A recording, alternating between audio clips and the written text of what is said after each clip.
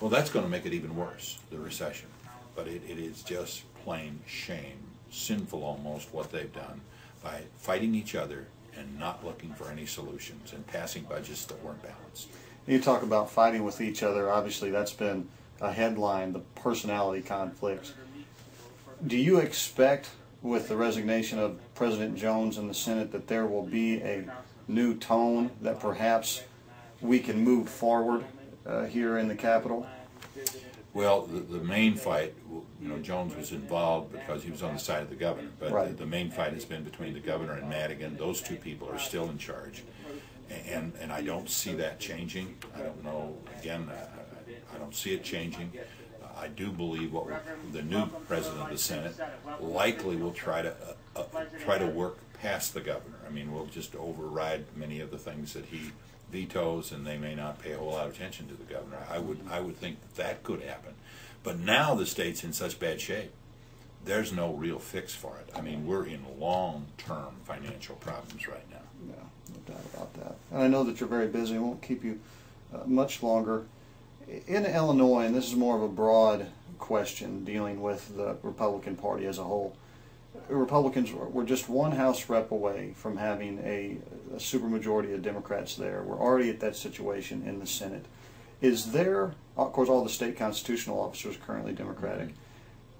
Is there something that needs to be done within the Democratic Party, a wholesale change of any sort, to order to win some of these seats back? What's your take on where the party is right now? The Republican Party? Yes. Yes. Well, if you'll remember 1994, the Republicans got control of the House, the Senate, and all of the constitutional officers. Sure. They were in the same position that the Democrats are right now.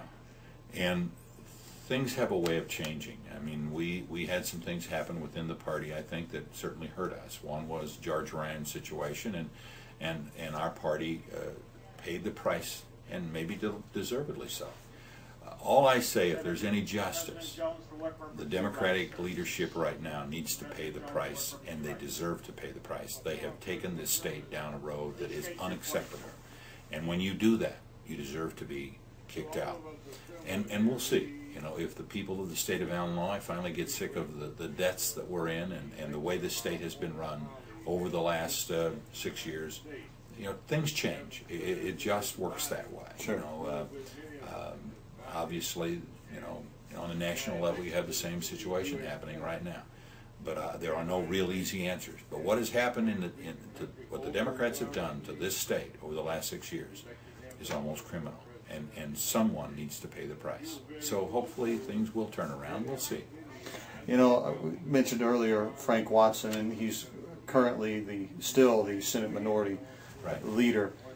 We talked about Emil Jones being replaced, and now he's going to step aside. Do you have any thoughts on that situation and who perhaps could step into that role as leader there? Well, you know, there are, in certainly the Democratic caucus, there are a number of people who would like to have that. I think it's kind of boiled down to two people right now, Senator Cullerton from East St. Louis and Cullerton from Chicago and Claiborne from East St. Louis.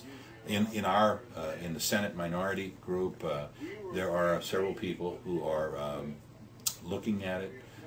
There probably one person has been actively seeking votes. So far, no one has a majority, and it's just hard to say what will happen there. Sure. Last question, and this has been something that has perplexed me because it became a political talking point. I thought the state needs a capital bill, but we can't afford it. You know, is this something that's just going to stay a subject of conversation but not a reality in the near future? And also, I talked to Senator Kwame Raoul this morning, and there's a lot of people that don't trust the governor to hand out the projects even if we pass a capital bill. That is a real problem. Certainly there is absolutely no trust, and actually in both parties with regard to this governor. And where would he spend it where it's supposed to be spent? You know, there'd have to be something locked in the legislation that we get that done. I think you can do that. I really think you could tie his hands enough that you could get that done. Right now there has to be a will to develop a revenue stream to pay for it. And that is not going to be easy. And it's even going to be harder now that the economy has kind of fallen apart. It will be difficult to either raise taxes or find a way to pay for that. I do believe we need a capital bill, and right now we need it desperately because I think there's a lack of jobs, and this can help, I think, motivate. You're going to see things done on the federal level to try to motivate jobs. We need to do something on a state level, and what that revenue stream will be is hard to say.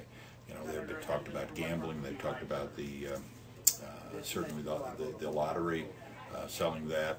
There are several suggestions, but somehow, some way, we really do need a capital bill. I mean, I think that's our infrastructure is falling apart, and we need to try to stop that.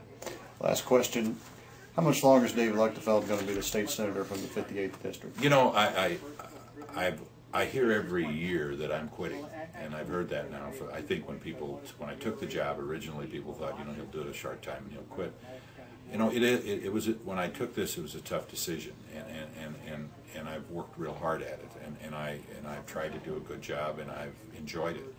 I always say after each election that I will, if I feel good, and that in things, I think sometimes politicians are trying to lead people astray. I try not to do that. As long as I feel good, and as long as I'm having a good time, I'm going to do this. And my intentions are to run again in 2010. But things change in anybody's life, just as Frank Watson found out. So, again, I enjoy it. It's very frustrating right now, being in the minority, and also what the Democratic leadership has done to this state. But I intend to run again in 2010.